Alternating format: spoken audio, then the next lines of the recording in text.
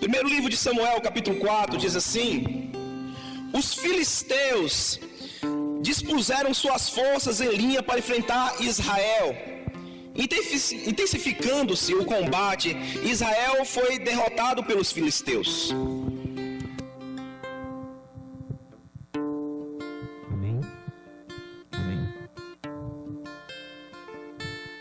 Foram derrotados pelos filisteus, que mataram cerca de 4.000 deles no campo de batalha.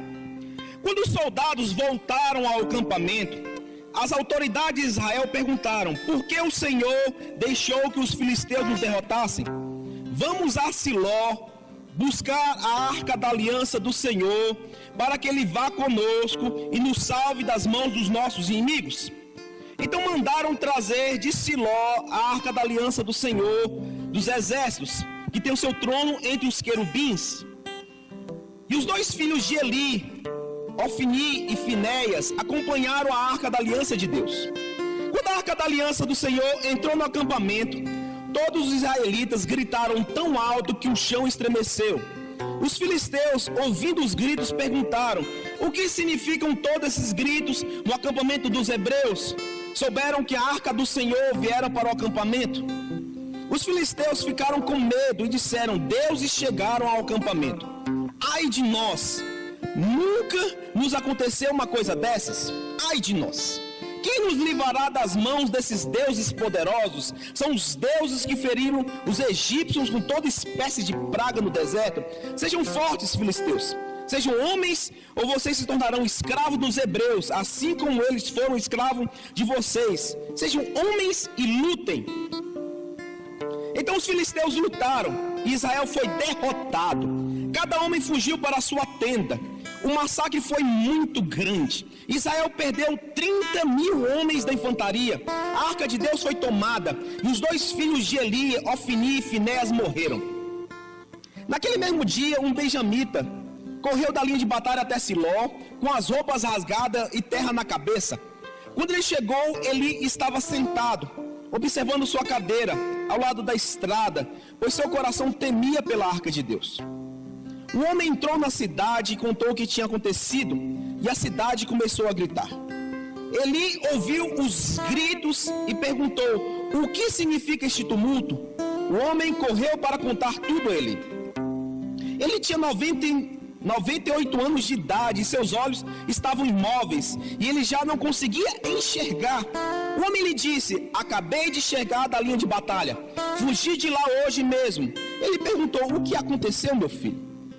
O mensageiro respondeu: Israel fugiu dos filisteus, e houve uma grande matança entre os soldados.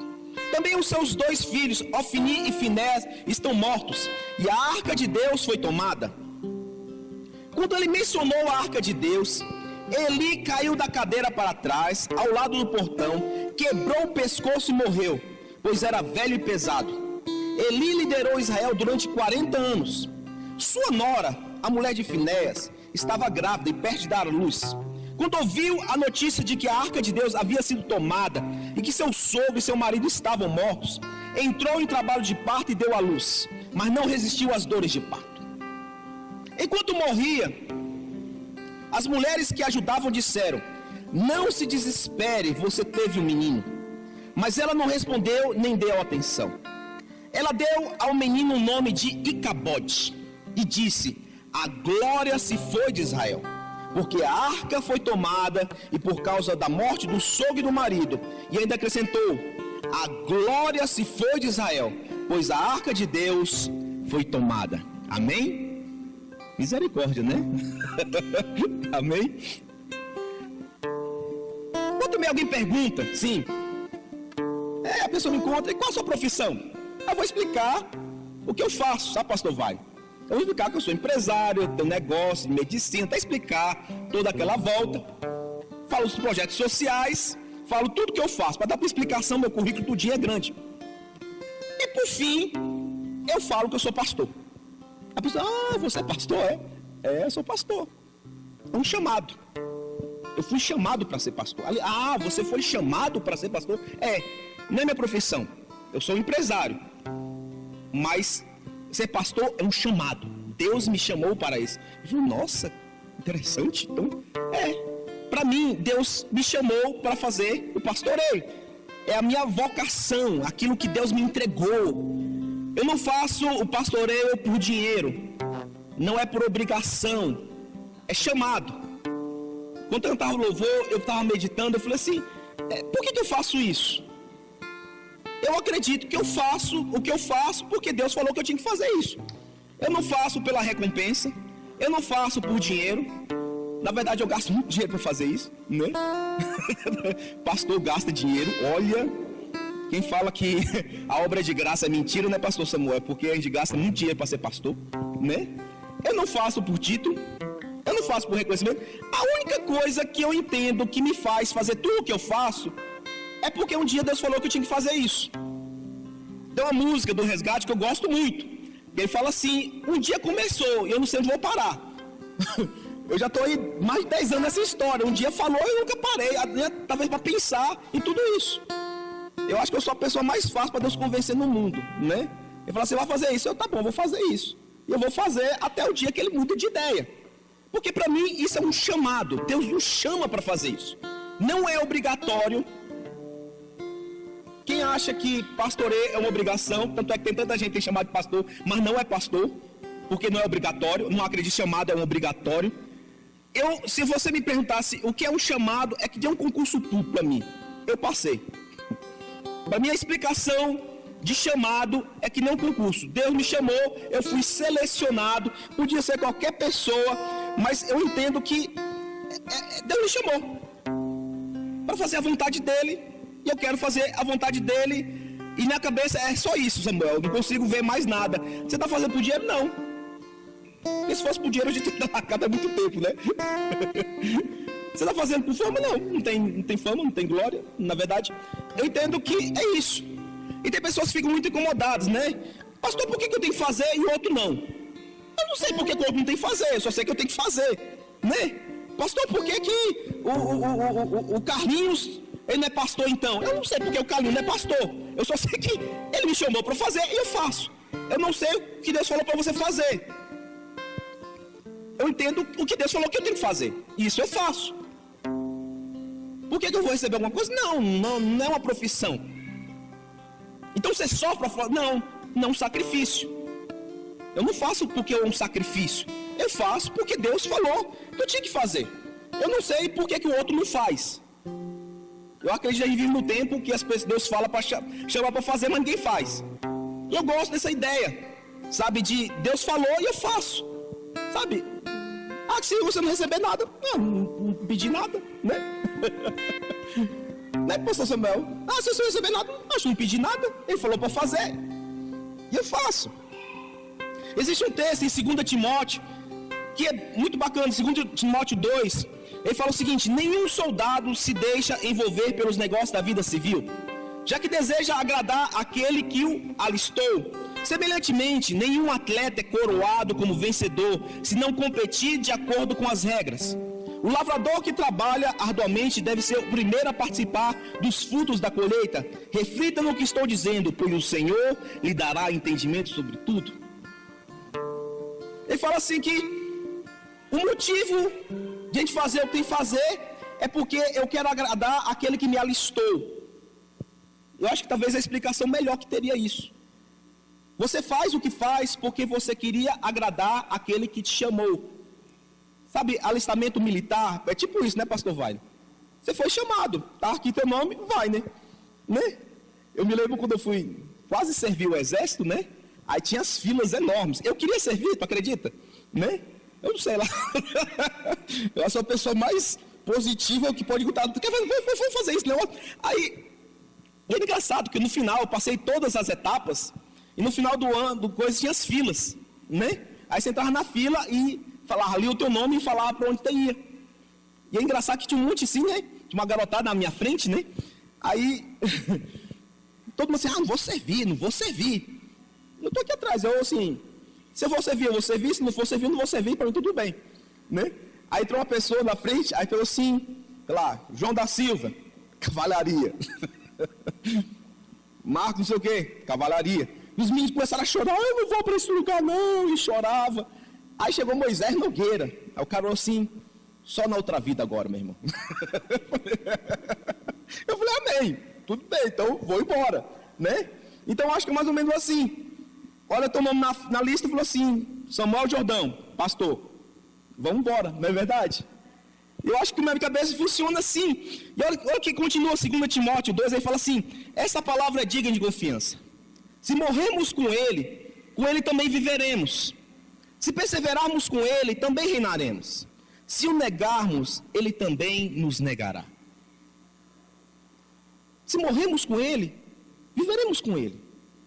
Então, quando eu entrego a minha vida, eu estou morrendo. Deus, eu não quero mais minha vida. O Senhor tomou conta, você fala aí que eu tenho que fazer, eu vou fazer. O Senhor pegou a frente das coisas. E ele fala assim: se você me aceitar, eu te aceito também.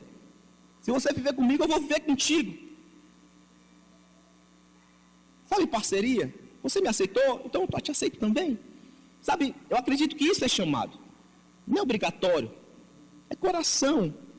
E eu entendo que é isso que ele faz. Deus te chama, vai. Acredita.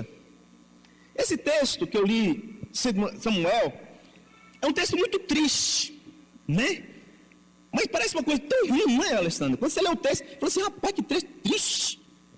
Mas não é triste, é bom. O texto é excelentemente bom.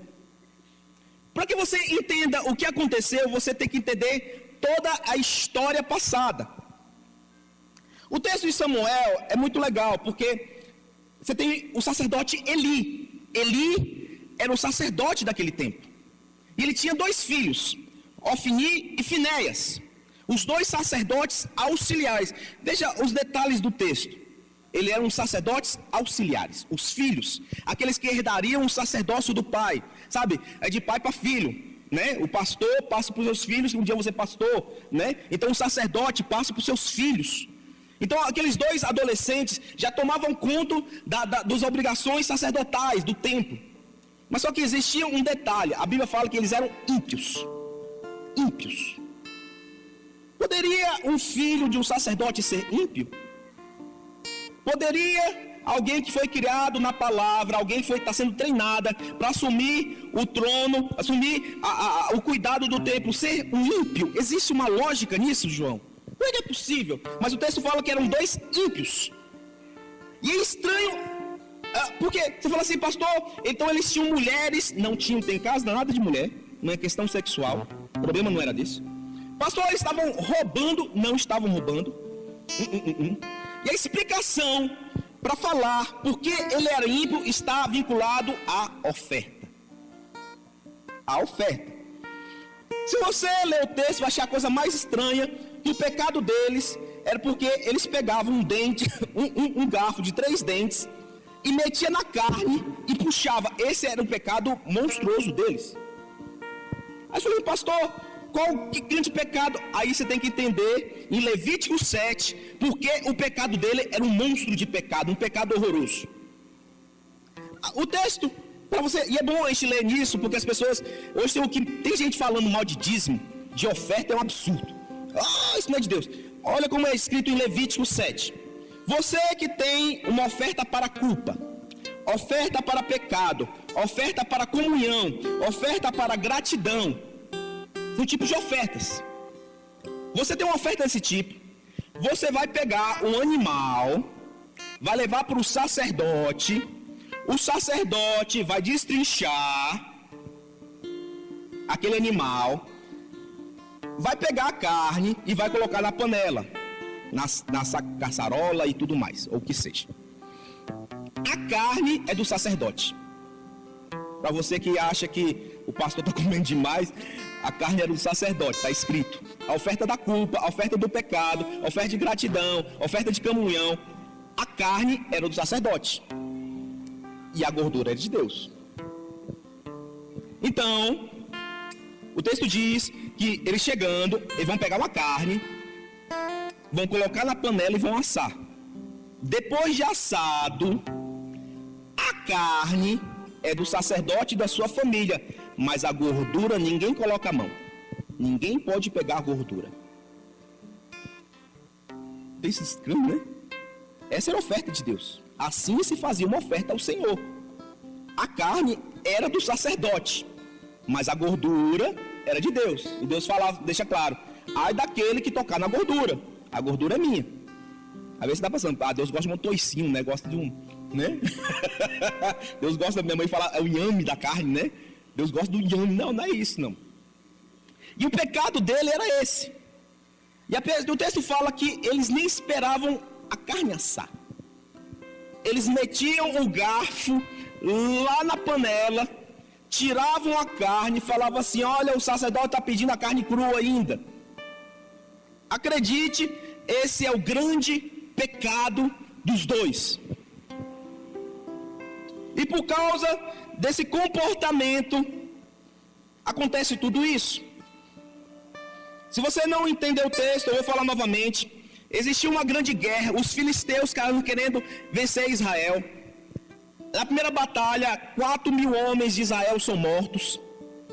Então eles falam assim não vai ficar barato, vamos pegar a Arca da Aliança, a Arca da Presença do Senhor, vamos trazê-lo para a batalha agora, eu quero ver quem vai vencer a gente.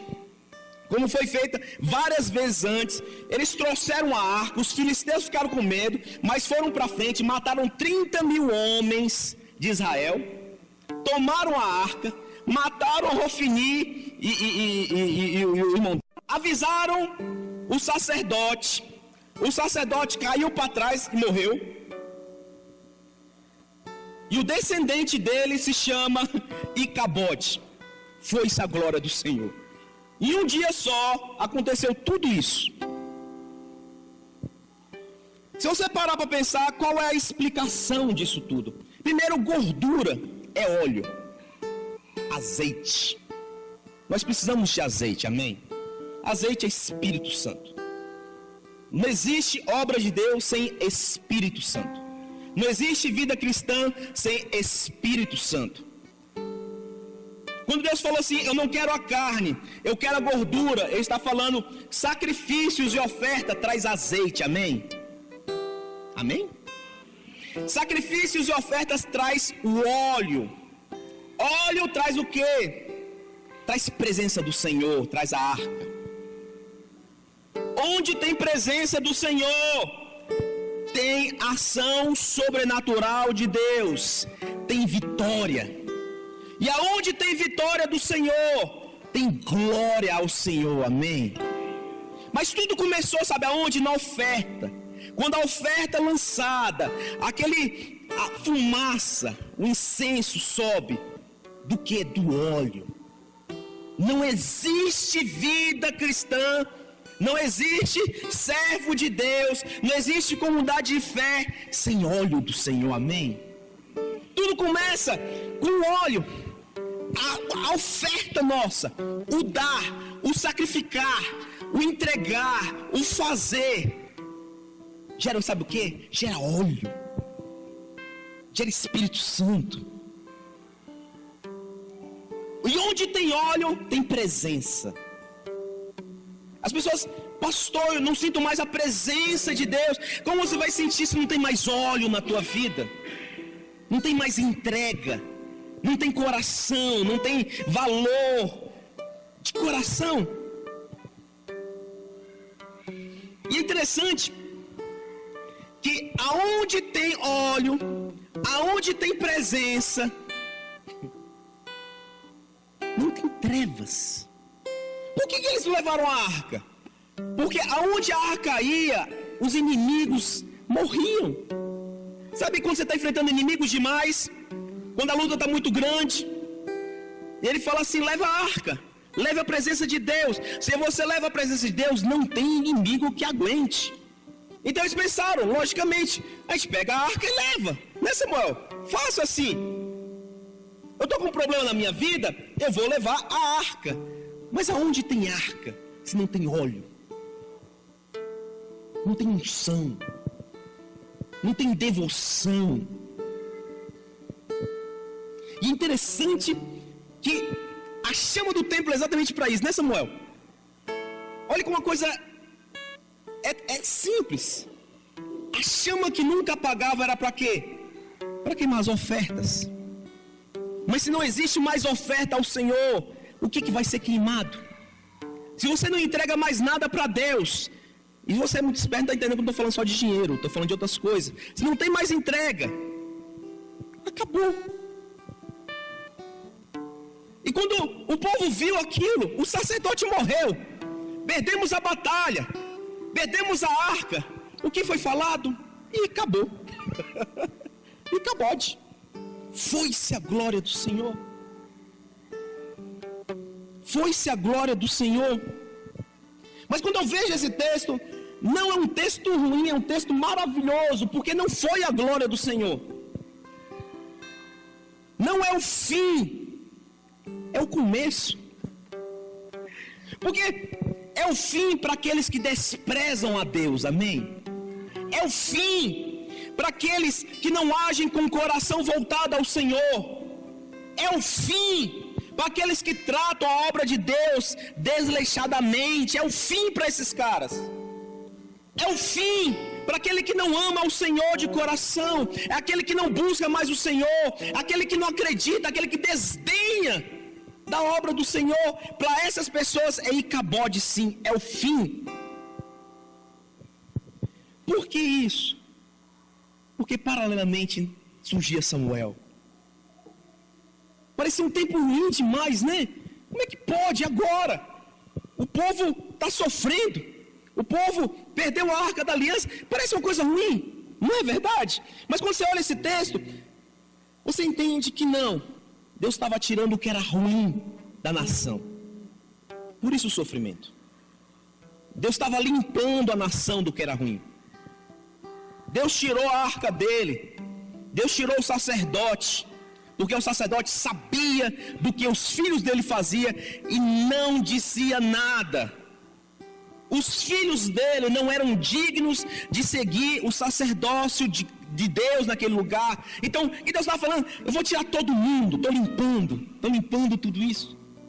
Eu falei assim, pastor, e a gente, o que faz? É o Salmo 125. Os que confiam no Senhor são como um monte Sião, que não se pode abalar, mas permanecem para sempre, amém? Os problemas virão, passarão e não vai abalar a nossa vida. A gente continua firme. Continua firme, amém? Fala para a pessoa do seu lado assim, continue firme. Alegra esse cara. Você está tão cansado, eu também estou cansado. Trabalhei o dia todo, estamos aí na fé. Nem para ter um jogo do Brasil hoje, né? Misericórdia, Senhor. Eu sou a pessoa que mais... minha irmã olha assim para mim, assistindo um jogo, eu sou uma tristeza. Eu estou dormindo. Estou lá babando, amor. Irmão, você pegou um torcedor, vai trabalhar. Eu falei, não, está todo mundo descansando, eu vou dormir aqui, né? Eu sou uma desgrama assistir. Eu não assisto nada, sabe, Márcio? Eu estou dormindo, eu deito na sala. Eu falei, amor, deixa eu dormir aqui, pelo menos, deixa eu provar. Né? Quando sai um gol, a pessoa solta o fogo e eu acordo. Né? E o que ele fala? Os que confiam no Senhor são como um monte Sião, que não se pode abalar, mas permanecem para sempre, amém? Vão vir problemas, os problemas passarão e nós continuaremos, amém?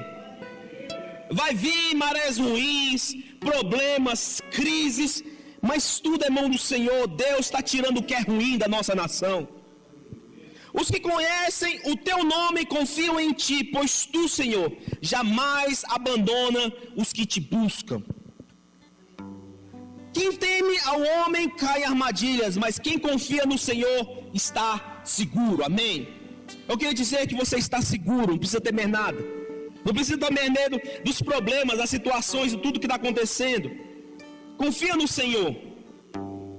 Confia no Senhor. Sabe, acontece problemas, você está firme, você crê no Senhor, confia no Senhor.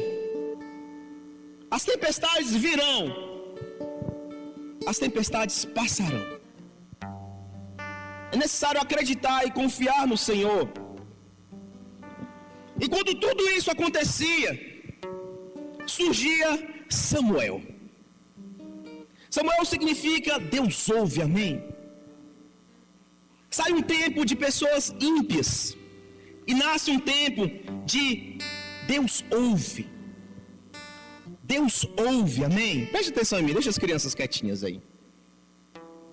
Eu acredito muito dessa transição, de sair o tempo de pessoas ímpias no poder, comandando, agindo com maldade, para um tempo que Deus ouve as nossas vidas.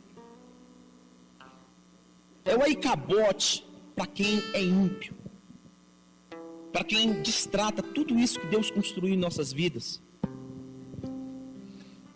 E eu acho maravilhoso, porque vem Samuel, e a palavra de Samuel é diferente, não é Icabote. Samuel é Ebenezer. Até aqui o Senhor nos ajudou, amém? Até aqui o Senhor nos ajudou, amém?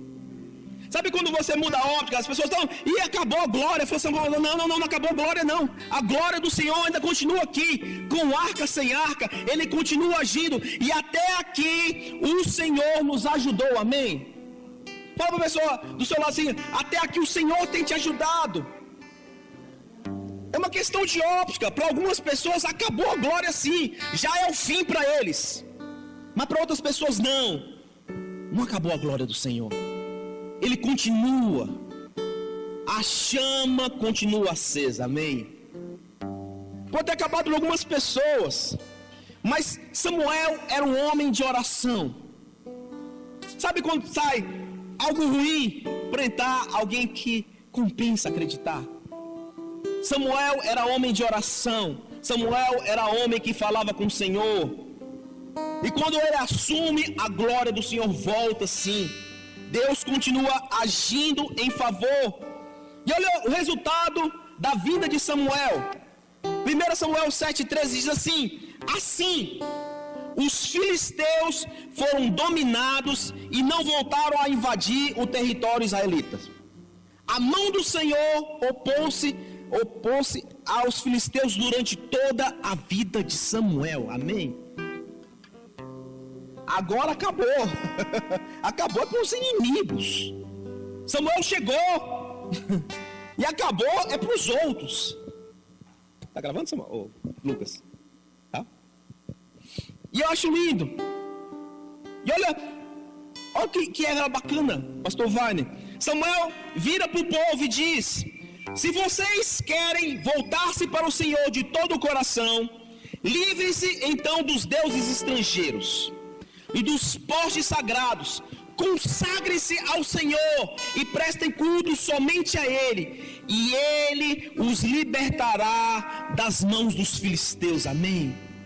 Olha que mensagem, livre-se de toda essa alta crença, tira a alta crença, só existe uma crença, Deus verdadeiro, a crença em Jesus Cristo, livre-se de tudo isso, consagre-se, consagre-se,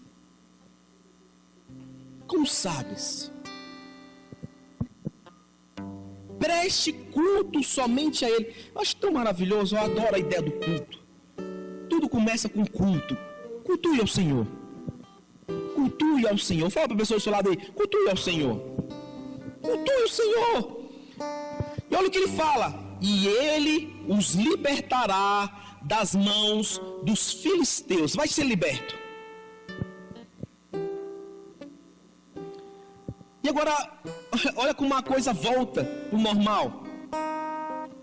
O sacrifício de Samuel. E disseram a Samuel: não pare de clamar por nós ao Senhor nosso Deus, para que nos salve das mãos dos filisteus.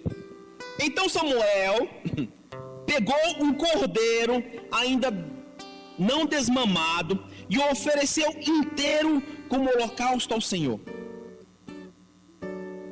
Ele clamou ao Senhor em favor de Israel, e o Senhor lhe respondeu. Enquanto Samuel oferecia o holocausto, os filisteus se aproximaram para combater Israel. Naquele dia, porém, o Senhor trovejou com fortíssimo estrondo contra os filisteus e o colocou em pânico. Então foram derrotados por Israel. Amém? Amém? O que ele fez de diferente? Ele fez um sacrifício ao Senhor. Só isso.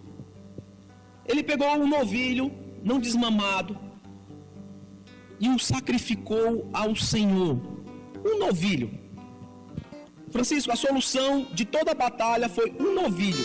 Samuel pegou um novilho e ofereceu em holocausto ao Senhor. Quando ele deu ao Senhor holocausto, o que aconteceu? O óleo voltou. O óleo voltou. Ele entregou. E tem que entender que nem andou o novilho do outro, ele pegou o novilho dele. Ninguém oferece o sacrifício do Elvio, pegar o novilho aqui do Ismael. Não, ele pegou dele. Desmamado, uma coisa preciosa. Ele falou assim: eu vou dar ao Senhor. Veja bem, a vida dele mudou por causa de um sacrifício. Às vezes, pastor, eu estou o ano todo. Cadê a oferta? Cadê o coração? Ele pegou o novilho, entregou em favor de Israel. Enquanto Samuel oferecia o holocausto, os filisteus se aproximaram para combater Israel. Naquele dia, porém, o Senhor trovejou com fortíssimo estrondo contra os filisteus e o colocou em pânico. Então foram derrotados. Um novilho, uma oferta. O óleo voltou para Israel, amém? Aí você fala: pastor, que história linda! Mas que tem a ver comigo hoje? Vamos para o dia de hoje. Vamos trazer agora para o dia de hoje. Quem puder abrir aí, Hebreus 10. Abra a Bíblia, Hebreus 10. Eu vou encerrar agora já. Carta a Hebreus, capítulo 10.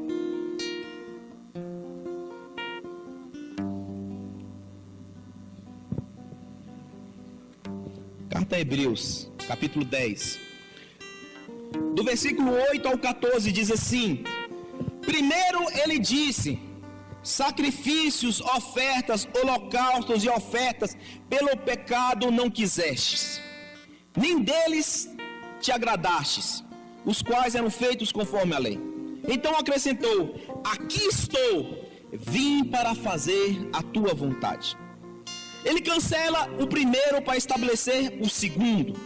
Pelo cumprimento dessa vontade fomos santificados, por meio do sacrifício do corpo de Jesus Cristo, oferecido uma vez por todas. Dia após dia, todo sacerdote apresenta-se e exerce os seus deveres religiosos. Repetidamente oferece os mesmos sacrifícios, que nunca podem remover os pecados. Mas quando esse sacerdote acabou de oferecer para sempre o único sacrifício pelos pecados, assentou-se à direita de Deus. Daí em diante ele está esperando até que os seus inimigos sejam colocados como estrado de seus pés, porque por meio de um único sacrifício ele aperfeiçoou para sempre os que estão sendo santificados. O Espírito Santo também nos testifica a esse respeito. Primeiro ele diz: esta é a aliança que farei com eles. Depois daqueles dias, diz o Senhor, porei as minhas leis em seu coração e escreverei em suas mentes. E acrescenta: dos seus pecados e iniquidades não me lembrarei mais. Onde essas coisas foram perdoadas, não há mais necessidade de sacrifício pelo pecado. Portanto, irmãos, temos plena confiança para entrar no Santo dos Santos, pelo sangue de Jesus, por um novo e vivo caminho que Ele nos abriu por meio do véu, isto é, do seu corpo. Temos, pois, um grande sacerdote sobre a casa de Deus. Sendo assim, aproximemo-nos de Deus com um coração sincero e com plena convicção de fé, tendo os corações aspergidos, mergulhados, para nos purificar de uma consciência culpada e tendo os nossos corpos lavados com água pura. Apeguemo-nos com firmeza à esperança que professamos, pois aquele que prometeu é fiel. E consideremos-nos uns aos outros para incentivar-nos ao amor, às boas obras. Não deixemos de reunirmos como igreja, segundo o costume de alguns, mas encorajemos uns aos outros, ainda mais quando vocês veem que aproxima o dia, amém? Amém? O texto está falando: o sacrifício de Jesus é suficiente. O único sacrifício é o sacrifício por todos, amém? Se um dia for necessário Samuel fazer um sacrifício por aquele povo, para libertar das mãos do inimigo, eu te digo que hoje já foi feito o sacrifício. E a Bíblia diz que após fazer o sacrifício, Jesus se assentou à direita de Deus. E disse: vou ficar aqui, até que os meus inimigos sejam colocados como estrados nos meus pés. Amém. Talvez você tenha passado apuros por causa de inimigos. E a palavra está falando que esses inimigos, pelo sacrifício de Jesus Cristo em nossas vidas, são colocados como estrado, são rebaixados. Eles não podem lutar contra você. Pelo sacrifício de Jesus Cristo, nós somos santificados. E não precisamos mais ficar preocupados com aquilo que cometemos no passado, amém? O sacrifício de Jesus Cristo é suficiente para te libertar de todos os pecados. Então não é necessário mais fazer uma oferta para a culpa.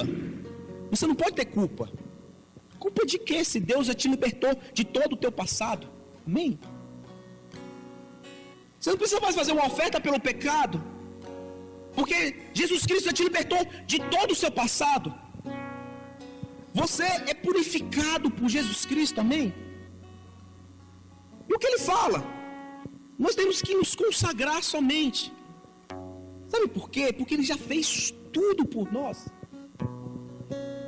Eu acho lindo, olha, ele fala assim, olha, agora não deixe de reunir como igreja. Nós não reunimos igreja para que possa acontecer, não. É porque já aconteceu, já foi liberto. Deus já derramou o sangue. O nosso inimigo já está vencido, amém? O seu inimigo já está vencido. Eu fico impressionado, tantas pessoas ficam batalhas espirituais e luta. Mal sabe a pessoa que já foram todos vencidos, você não precisa mais batalhar, sabe? Eu vejo tantas pessoas sofrendo, enquanto ele vai falando assim, o segredo de tudo é congregar, é crer. Você só tem que acreditar que tudo já aconteceu. Jesus Cristo é esse. É a pedra angular que tirou todo o lado mal, amém? Limpou, nos purificou. Ele é a pedra de tropeço para aqueles que querem fazer a obra má. Aqui não é maldade, aqui é glória do Senhor, amém? E nos reunimos aqui porque existe Jesus Cristo sobre as nossas vidas. Ele é a oferta definitiva. Se você entra aqui e carrega culpa, é porque você ainda vive do passado. Porque o que ele está falando é que quando nós entendemos, e eu tenho uma convicção de fé, que Jesus é suficiente para tirar os meus pecados, até os mais grotescos, me limpar da minha imundície, me lavar, me santificar, eu entendo que eu posso entrar no Santo dos Santos, amém? Eu posso entrar. Nós estamos neste lugar. Dá para sentir uma presença de Deus aqui, amém? Não sei se você está, mas dá para sentir porque Ele está aqui.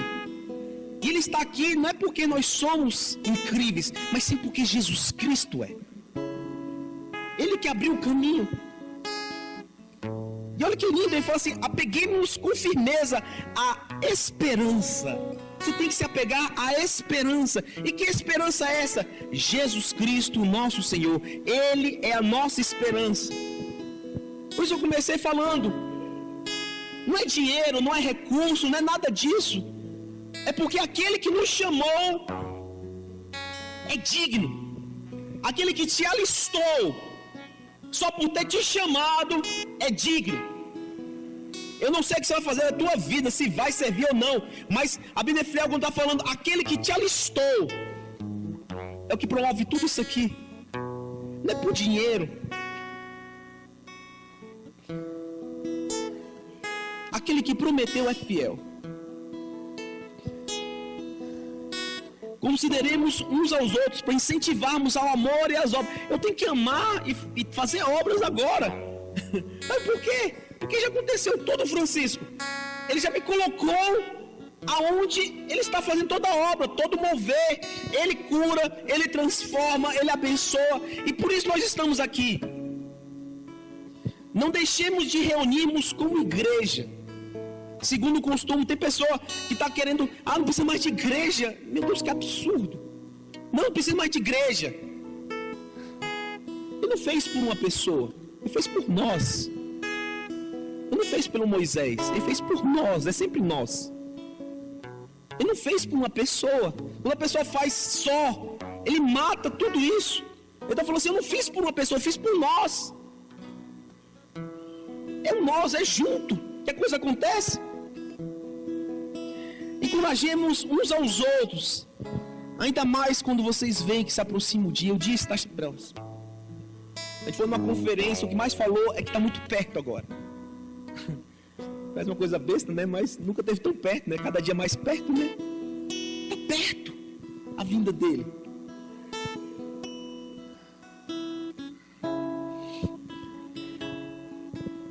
Precisa de oferta. E a oferta já foi feita.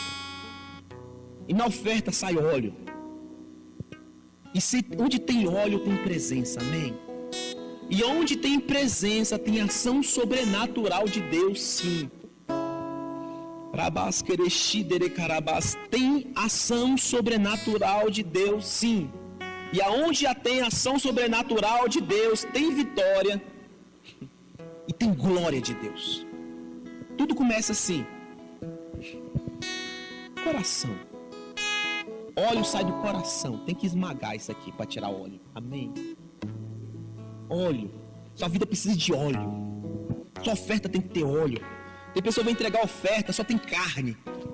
E o óleo e a gordura do Senhor. Oferta. A pessoa, vou dar uma oferta para o Senhor, só tem a carne, não tem o físico. Como é que você faz uma oferta? Só tem parte física. E o amor ao Senhor. A gente está num tempo que as pessoas deixaram de acreditar no dízimo. Mas tem muita gente que dizima como protocolo. Não é de coração. Deus, aqui ó, o Senhor me deu. Isso é óleo. Orar, buscar o Senhor, pagar um preço, jejuar. Nós falamos isso nesse mês. Tem que jejuar, tem que buscar, tem que bater na porta. Sabe para quê? Passar de óleo. Pastor Samuel de Souza falou uma coisa tão maravilhosa. O óleo, o azeite sai da azeitona. E a maneira mais eficaz de tirar azeite da azeitona é esmagando a azeitona. O azeite mais puro sai quando é esmagado. Por isso Deus muitas vezes tem que esmagar a gente. Sabe para quê? Para sair óleo da nossa vida. Porque a gente está com a vida boa, não sai óleo, não sai nada. Sai uma sequidão terrível, só sai carne. Mas de repente Deus coloca a gente para moer. E esmaga a nossa vida. Sabe o que sai da nossa vida? Óleo. Óleo, azeite. E a partir do azeite tem presença, amém? Presença. O que a nossa vida precisa é de presença de Deus. Feche seus olhos. Se nossa vida tem presença, tudo vai bem. Pastor, eu tenho passado tantas situações, é porque falta óleo. Pastor, eu não consigo sentir mais Deus, é porque falta óleo. Pastor, eu queria que Deus falasse comigo, eu queria ouvir a voz de Deus, falta óleo.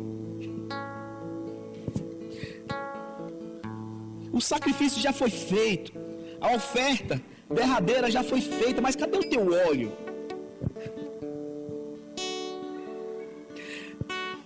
Quando Jesus está na tua vida, por que não sai óleo?